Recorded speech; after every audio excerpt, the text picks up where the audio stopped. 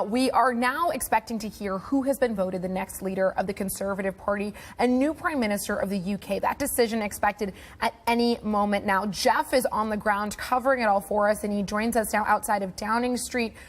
Jeff, just talk to us about the significance, what's at stake in this decision today. Clearly, it's a focal point for markets, but I would say overall right now, the bigger focus is energy and how the new government is poised to handle the energy crisis here in the UK. No, absolutely. Just to remind the audience of what we're expecting, Sir Graham Brady, who leads the 1922 committee, as it's called, is effectively running this voting process. So we should hear from Sir Graham Brady, and he ultimately will deliver the outcome of the vote. The voting finished Friday, so they've had plenty of time over the weekend to collate the 160,000 Conservative member vote. Those are the people who will ultimately decide who the next Conservative leader is and who ultimately becomes the next Prime Minister and who occupies this building here in Downing Street. So we're obviously waiting on that announcement over the next few minutes. But of course, there is a lot at stake here. We have Boris Johnson, who effectively had 3 years in power, a very topsy-turvy 3 years in power, but he ultimately steered this country through the completion of the Brexit process. And of course, questions of his character ultimately brought about his demise and this leadership election that we have taking place now. I think the key question ultimately that we will only be able to answer over the next 24, 48 hours is which direction is the new Prime Minister going to push the UK in when it comes to addressing the challenge of high inflation and ultimately the question of what happens with high energy prices. Guys, let me send it back to you for just a moment, because I think you've got eyes on Sir Graham Brady at the moment, and you can run us up to the announcement, I think, from this head of the 1922 committee. So I'll just pass it back to you for the moment here, and maybe you can come back to me when we've got the formal announcement. Jeff, that sounds like an excellent plan. Thank you for breaking it down and setting the scene for this announcement. Graham Brady, chairman of the 1922 committee, is due to take the stage in just a moment. Let's take a listen in to what's happening in the room. A fantastic event at the Wembley Arena, attended by 6,000 party members. I'd like to pay tribute to Darren Mott and the dedicated team at CCHQ for running the membership ballot.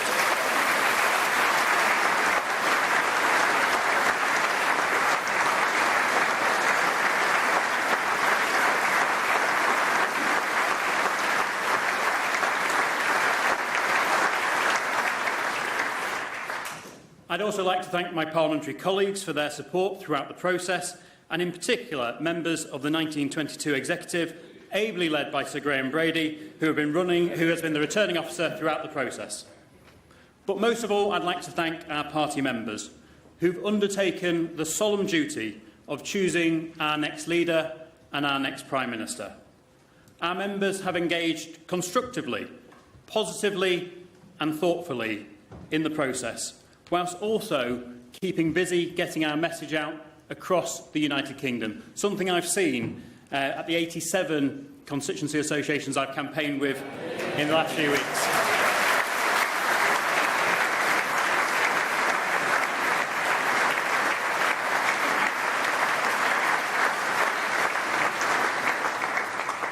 Finally, I'd like to take this opportunity to say a huge thank you to our outgoing leader and Prime Minister Boris Johnson.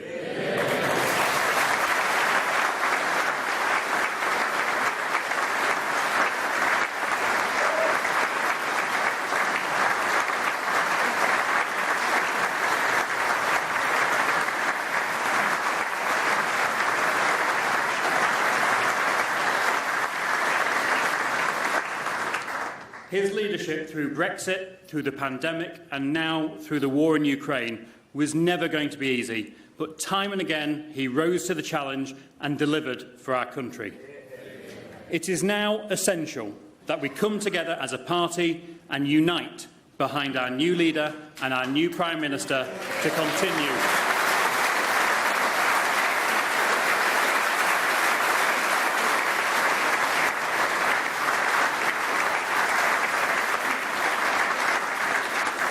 Our new Prime Minister will build on the outgoing Prime Minister's legacy and continue to deliver prosperity, opportunity and security for everyone. So with no further ado, will you please warmly welcome our two fantastic candidates, Rishi Sunak and Liz Truss.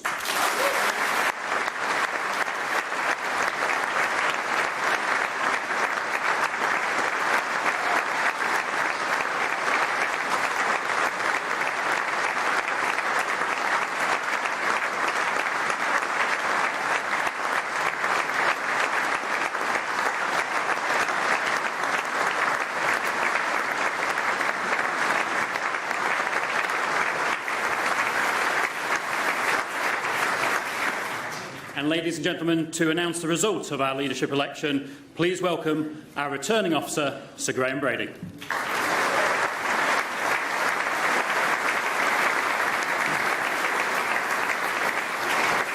Thank you, Andrew. Good afternoon, everybody. On the 7th of July, the Prime Minister announced his resignation as leader of our party. The 1922 committee then organised 5 ballots over an 8-day period, concluding the part of the leadership election for which we have responsibility, and putting forward the candidates to the National Convention and CCHQ for the programme of hustings all over the United Kingdom and the ballot of the membership that is now concluded. I work closely with the board of the party, CCHQ and Civica Electoral Services to ensure that all qualifying members had the opportunity to vote, and to ensure Geoffrey Clifton-Brown, Bob Blackman and Gary Sambrook and our staff for all of their help and support, especially during the administration of the parliamentary rounds of voting. I would like to thank the party board and staff for all their hard work organising the hustings, which allowed so many members to see the candidates in action, whether in person or online. I'm grateful to CES for the professionalism with which they have dealt with the ballot in distributing, collecting and counting the votes, both online and by post. Finally, I want to thank all the party members who have taken this responsibility very seriously, all the candidates who put themselves forward for election, and in particular my colleagues Rishi Sunak and Liz Truss, who ran such excellent campaigns in the full glare of media scrutiny and who showed themselves to be outstanding candidates to be the leader of our party.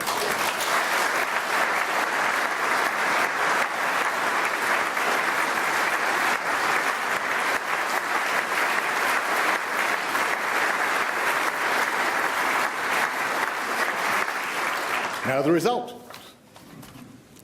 I, Sir Graham Brady, the returning officer for the Conservative and Unionist Party leadership election, declare that the total number of eligible voters was 172,437.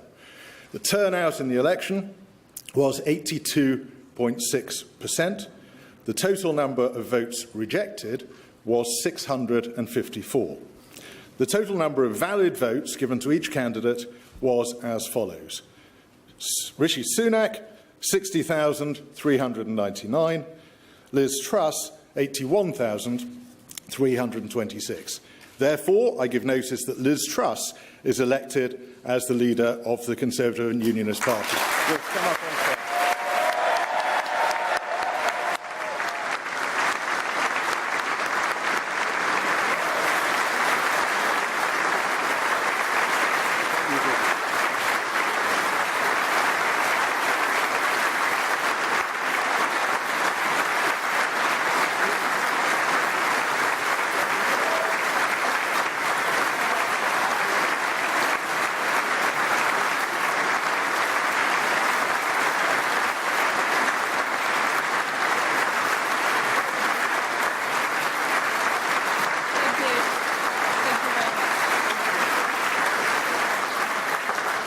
Well, thank you, Sir Graham.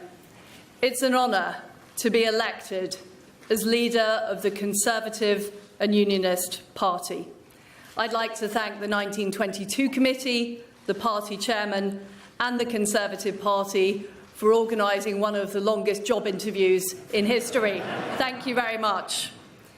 I'd also like to thank my family, my friends, my political colleagues and all of those who helped on this campaign. I'm incredibly grateful for all of your support. I'd like to pay tribute to my fellow candidates, particularly Rishi Sunak. It's been a hard-fought campaign. I think we have shown the depth and breadth of talent in our Conservative Party.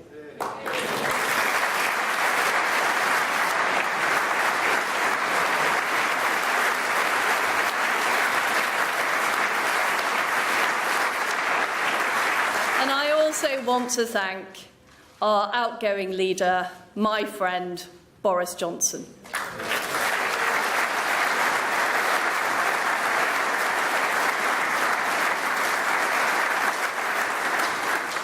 Boris, you got Brexit done. You crushed Jeremy Corbyn. You rolled out the vaccine and you stood up to Vladimir Putin. You were admired from Kiev to Carlisle.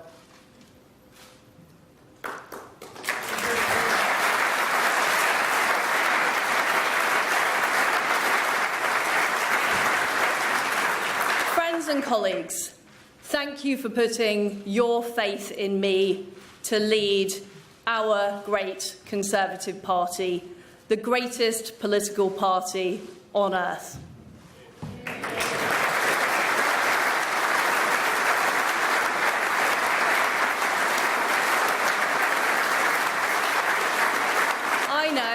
I know that our beliefs resonate with the British people. Our beliefs in freedom, in the ability to control your own life, in low taxes, in personal responsibility. And I know that's why people voted for us in such numbers in 2019. And as your party leader, I intend to deliver what we promised those voters right across our great country.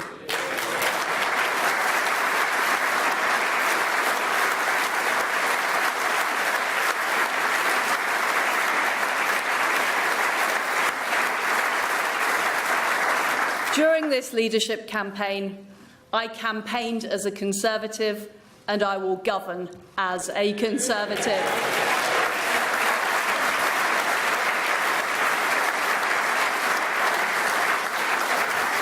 And my friends, we need to show that we will deliver over the next 2 years.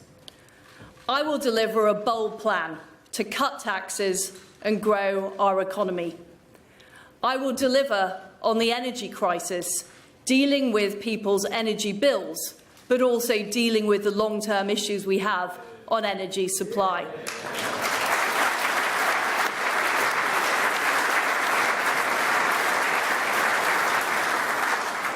And I will deliver on the National Health Service.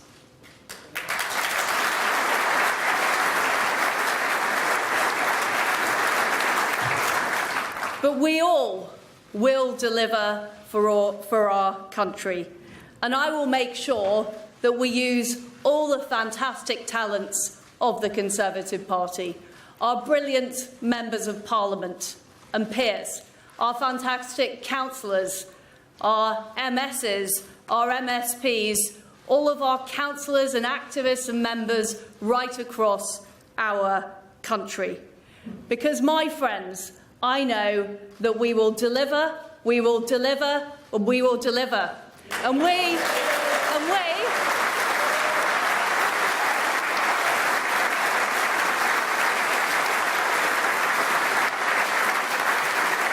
will deliver a great victory for the Conservative Party in 2024. Thank you. Thank you.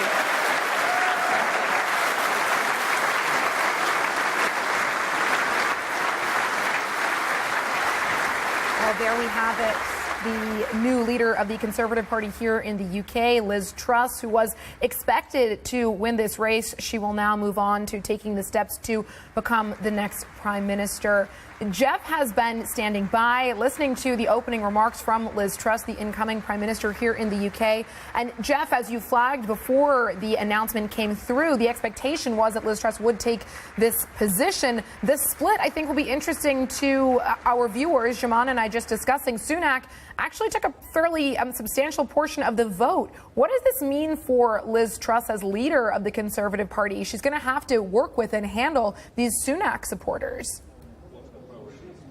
Yeah, I think very early on she's going to have to address the issue of the split in the party, and she's going to have to try and heal these two sides and bring them together, because let's face it, this was a very short speech that was all about deliver, deliver, deliver, which ultimately, I guess, shows that she wants to get down to business very quickly on substantive issues of policy, which I think we're all very keen to hear about. But to achieve many of the goals that she wants to push through quickly, like how you deal with the energy crisis, how you deal with inflation, how you deal with the NHS, she does need some unity within her own party. So I think absolutely she does need to start to heal some of the scars that exist within the party. Let me just remind the audience of something here that I think we sometimes lose in the here and now conversation.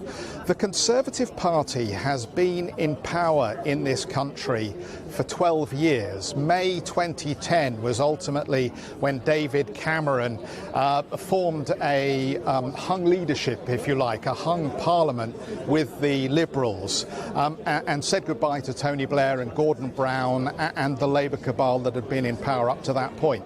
So we've had three Conservative Prime Ministers: Theresa May, David Cameron, Boris Johnson. Boris Johnson now hands the baton to Liz Truss, but you're talking about four Prime Ministers over the course of 12 years, effectively. And there are many in the country who are asking themselves whether it's time for a change. Is there any reason why the Conservative Party as a whole should continue to get the national mandate? Well, of course, this wasn't about the national mandate. As we know, it was about 170,000 voters in the Conservative Party who ultimately gave Liz Truss the edge by about 20,000. Decent turnout, in excess of 80%, but there were some destroyed ballots, interestingly enough. So she does have a mandate here, but she doesn't have a national mandate. And I think that's the point I'm trying to make here. So she does need to demonstrate very quickly that she can address some of those key policy concerns that the country has at large. And we know what they are. They're all about the cost of living at the moment, the 40-year high for inflation here in the UK, the energy problems we've got, the migration issues across the Channel. So it is a very full agenda. You know, people who talk about her favourably talk about her pragmatism, talk about the fact that she survived three prime ministers, the fact that she is willing to adapt policy and she works incredibly hard. Well, she's going to have to prove that in spades, I think, over the next few days here, once we get a policy announcement ultimately, which will follow tomorrow, her meeting with the Queen and her taking up the official cudgels of power. So I think we're all very interested to see what happens next. Maybe the markets temporarily will be prepared to give her a pass until they see some real policy details. But quite frankly, she hasn't got a great deal of time to prepare. Back to you. That's exactly it. Thank you for bringing us that report, Jeff. It's also really useful to take a look back at the last 12 years and simply how the changeover has happened from a Conservative Prime Minister to subsequent Conservative Prime Minister. I want to bring in our guests for this segment, Philip Rycroft, former Permanent Secretary for the Department for Exiting the European Union, and Sam Zeef, the Executive Director and Head of Global FX Strategy at JP Morgan. I'm just going to start, Philip, with you, if I may. Our colleague Jeff was just talking about the size of the challenge ahead for the new Prime Minister, Liz Truss, and obviously number one on her list of things to do is to deal with the energy crisis. But all of this is coming at a time where other European governments, for example, have had several months on the UK to put together their own packages on how they want to deal with the crisis. This government has sort of been in no man's land the last couple of months, and it has come at the expense of the Conservative Party popularity. If you look at the polls now, Labour are way ahead of the Tory party in terms of overall national favourable ratings. What do you think the new Prime Minister can do to help turn those ratings around, especially if the UK economy is headed into a recession? It's quite a difficult job, isn't it? What she's walking into, extraordinary list of challenges that she's facing. She's doing this mid-term. She doesn't have the benefit of a general election behind her. She's essentially been campaigning to appeal to these 170,000 Tory party members who emphatically are not representative of the rest of the country. So a lot of what she's been saying has been directed at that audience. Now she's got to turn her attention to the other 67 million of us to see what she can do to address these really enormous challenges that face the country. She hasn't got a lot of time. The government has been in suspended animation for the last few months, arguably not just through the leadership campaign, but through the travails of Boris Johnson before he announced his resignation. So there will be no honeymoon. She's really only got days to come up with a solution to the energy crisis. But beyond that, people will be looking very, very quickly for answers to those deeper-rooted problems. And through all of that, you asked about the Labour Party's position and the polling of the Tory party. Can she carry conviction that she will govern for the whole of the country, or will she be governing in effect for those 170,000 members of the Tory party? That's the big question that we don't know the answer to yet. Sam, let me bring you into the conversation from a market perspective. We've seen the pound lose significant ground versus the dollar in recent weeks, trading below 115 today. Given that this result was expected, where do you think we go from here for the pound, and what is priced into sterling at these levels? Great, thanks for having me. I think it's important, even before today's announcement, we're facing a very challenging fundamental backdrop for sterling. Right? The UK is dealing with the worst stagflation mix in G10. The Bank of England and the government have really few good options here. Either very aggressive rate hikes to keep inflation expectations anchored, but that doesn't prove helpful on the FX front as it weakens growth in the near term. Of course, help on the cost of living squeeze is really needed, but that could exacerbate an already difficult kind of fiscal outlook. So look, we're really looking for cable to trade as low as 113 in our base case and risk skewed lower, particularly through the winter.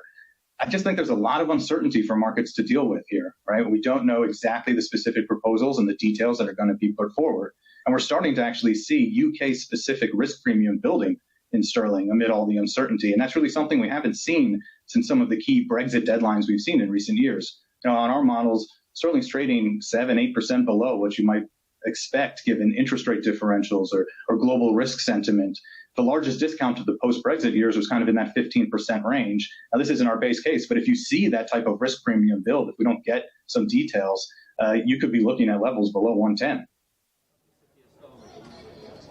Philip, I wonder if I could come to you on just the makeup of the cabinet, because this will be another important series of decisions that Liz Truss will have to make. And I think we will be looking very closely at each of these appointments to get a sense of how ideological her new cabinet is, how committed she actually is to a tax-cutting, traditional Conservative agenda, not one focused on redistribution.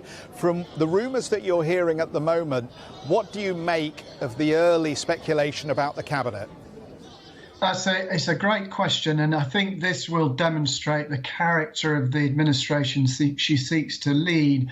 And the rumour mill is going sort of full belt on this, and it looks to me as though her choices will be to one end of the spectrum of members of the Tory party in the House of Commons. This will be, I suspect, quite a hard Brexity cabinet, if I could describe it as such. Very committed to the free market, very committed to a hard Brexit.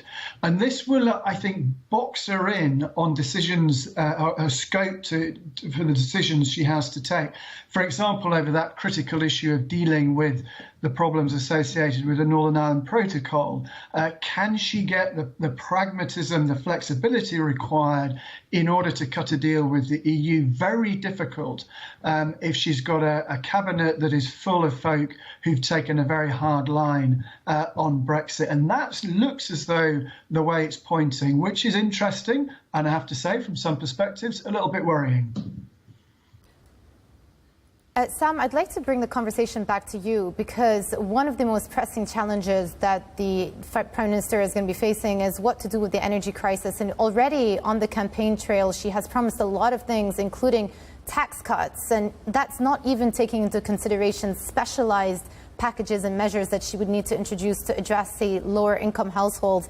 That has been weighing on public finances. And every time I speak to investors in the market, they tell me there is major concern about so-called Truss economics, or Trussonomics, what they're deeming it.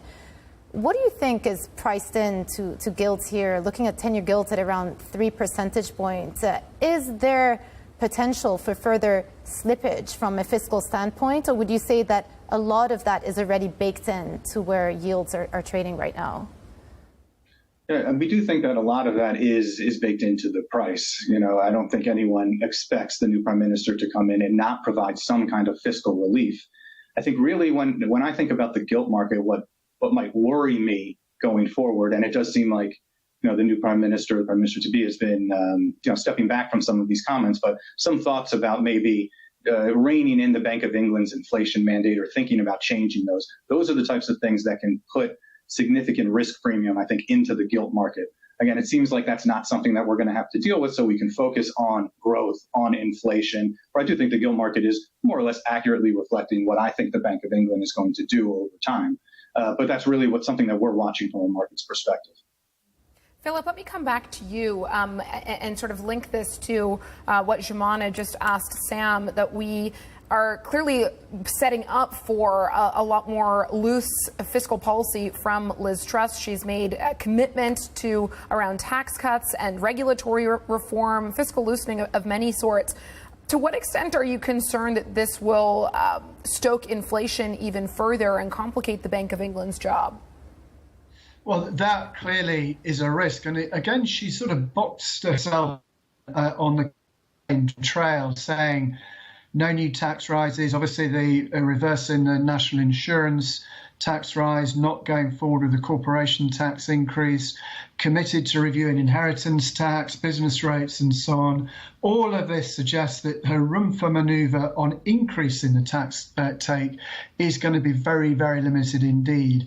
And meanwhile, she has obviously the huge cost, the huge potential cost of support to deal with the energy bill crisis. She's made some very expansive commitments on defence spending, and the NHS and the social care problems in this country won't solve themselves without additional funding. So she is going to be, I think, very reliant on the goodwill of the markets in terms of additional borrowing.